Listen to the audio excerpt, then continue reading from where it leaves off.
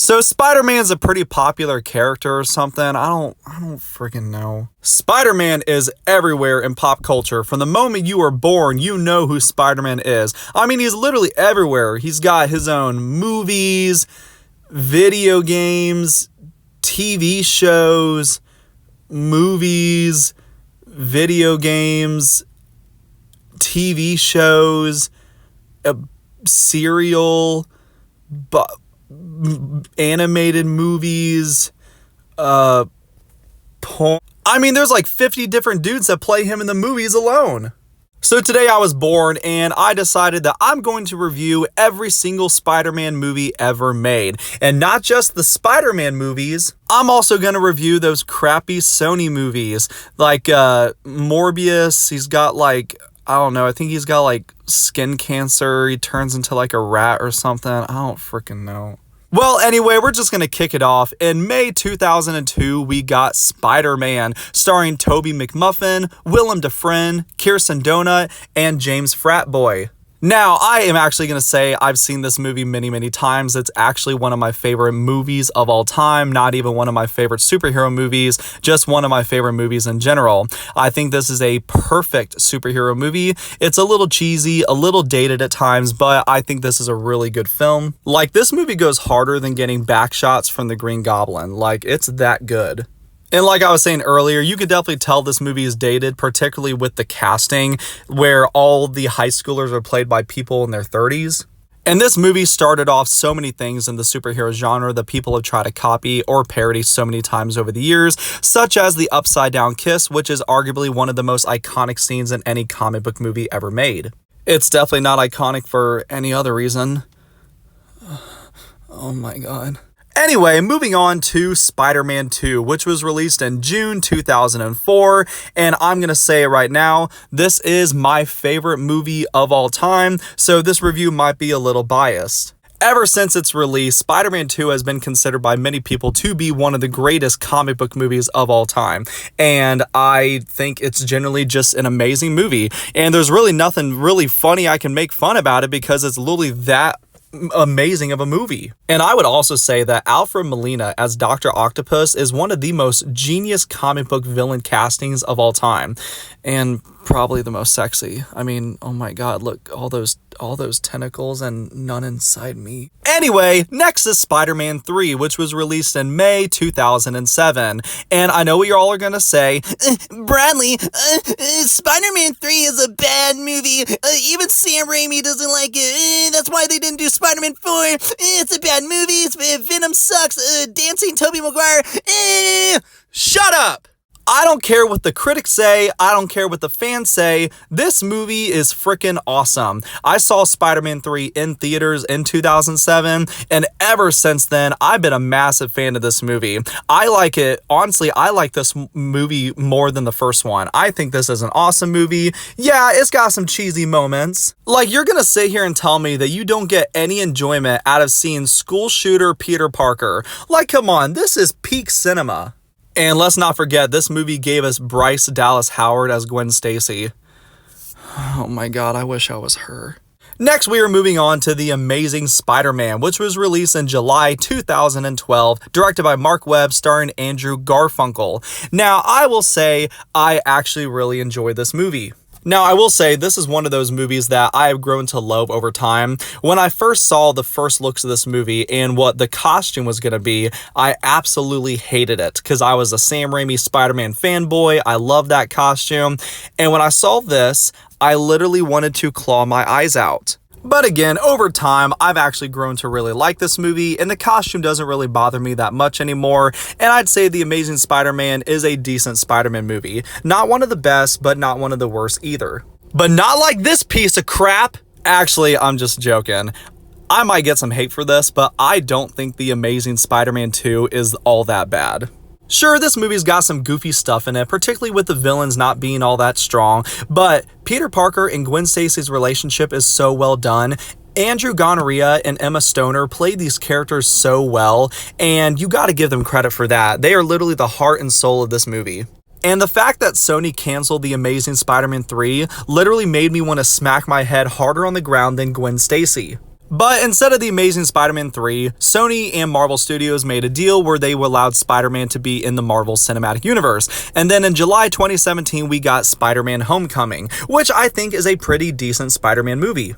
And I will say this movie is a great introduction to Tom Holland playing Iron Boy Jr. in the MCU. And with the addition of the Beetlejuice guy as the Vulture, made this movie a pretty enjoyable watch.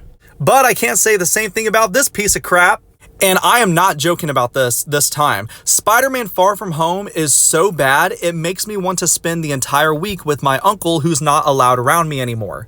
This movie is the most cringiest comic book film I've ever seen. Tom Holland and Zendaya have no chemistry in this movie whatsoever. Their relationship feels so unnatural, and it's insane because they were already dating at the time that this movie came out. My neighbor and his 16-year-old mail-order bride have more chemistry than these two do in this movie. Mysterio is the only saving grace in this entire movie. Jake Gyllenhaal was a really good Mysterio, and I really enjoyed all of the illusion sequences, but that's about it. And I would love if Mysterio could just make an illusion where this movie just does not exist. And finally, the last of the solo Spider-Man movies so far, in December 2021, we got Spider-Man No Way Home. And this movie is freaking amazing. And this movie genuinely means so much to me. My childhood was literally all about the Tobey Maguire movies. My teenage years were with the Andrew Garfield films. And now my adult years are with the Tom Holland movies.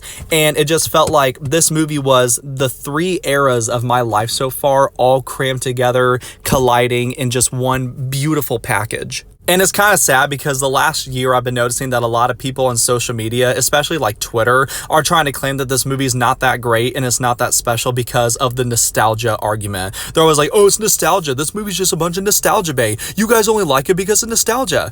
Okay, so what if I do? Yeah, they brought back my childhood heroes. Of course I'm going to like this movie. And yes, it probably does have a lot to do with nostalgia, but I do genuinely think this movie is an awesome movie. I will probably never have an experience with another movie like I did with this film in the theater. It was literally magic.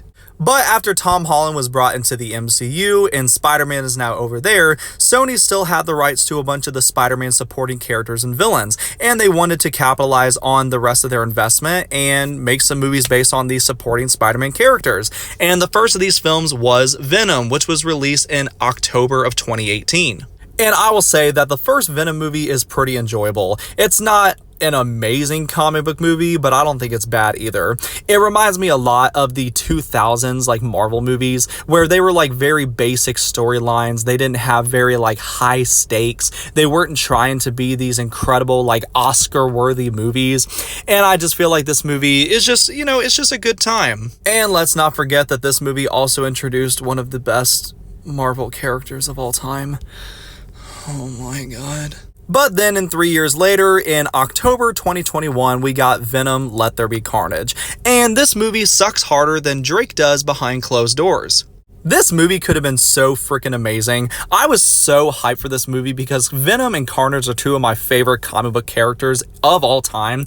And I wanted to go into this movie seeing some Carnage. But instead, Carnage is only in this movie for maybe 10 minutes of screen time. He's only in like 2 or 3 scenes and they're very short, very brief. And you know, I wanted to see some Carnage action. I wanted to see Carnage rip someone in half and beat the other people to death with the body parts like they're nunchucks. But instead, no. We get some PG-13 violence. There's no blood, no gore, no excitement, no satisfaction, and it's dull.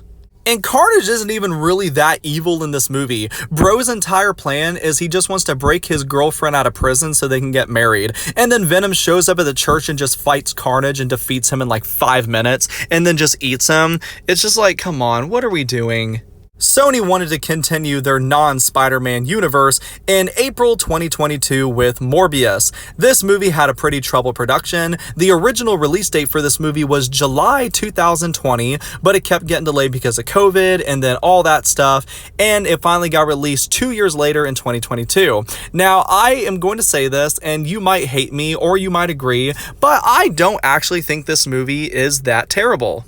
Before you go in the comments freaking out, hear me out. This is not a good movie. It's not. By cinema standards, this is not a good movie. It's a terrible movie by cinema standards, but I think it's a very entertaining movie. I think it's a fun movie. I have a really good time watching this movie. I saw this film twice in theaters, and I don't do that very often with comic book movies. I saw this movie on my own, and then I saw it with my sister, and she actually enjoyed it too. But yeah, I just don't think this movie is that bad, and I really enjoy it. But the post-credit scene for this movie is so bad. This is the worst post-credit scene I have ever seen in my entire life. The fact that Michael Keaton's Vulture is even in here in the first place, it's just, this movie, it's bad. Like, I don't even know what they were thinking. Like, I don't even know what to say. Like, this scene, it's literal cancer. It's so bad. And finally, the most recent Spider-Man related film by Sony, Madame Web. It can be no surprise to anybody that I did not like this movie. This movie is so bad, it makes Ant-Man and the Wasp: Quantumania look like Citizen Kane. And I genuinely think you could have made a interesting and compelling movie featuring Madame Web, but they didn't want to do that. They literally they filmed the first draft of the script. I don't even think they wrote a script. I think they were probably just writing pages as they were filming the movie. I don't even know if this movie had a script. I don't know if it had a story. I don't know if it had an idea. I don't even know what the people making this were even thinking. And the marketing for this movie was such bull crap. They focused so much in the marketing about these Spider Women that are not even in the main story of the movie. They're in it for maybe 30 seconds of screen time in like 2 flash forward scenes. And it's just insane like how misleading the marketing for this movie was. This is literally the last shot of the movie. I was so ill after I left the movie theater after seeing this film that I went to the doctors the next day to see if I had testicular cancer. This movie had Dakota Johnson and Sydney Sweeney in it. Do you know how many horny 16-year-olds that would have brought to the theater? And then yet this movie didn't even make like half its budget. It's wild. Well, that's my review for all the current Spider-Man related movies. I hope you enjoyed the video. What we get to look forward to next is in October, we get Venom: The Last Dance, and in December, we get Kraven the Hunter. I'd be lying to you if I said that I was even remotely excited for these movies, but we'll see what Sony has up their sleeves for us. Well, until next time, I am going to try my best not to drive my car off a cliff. Adios.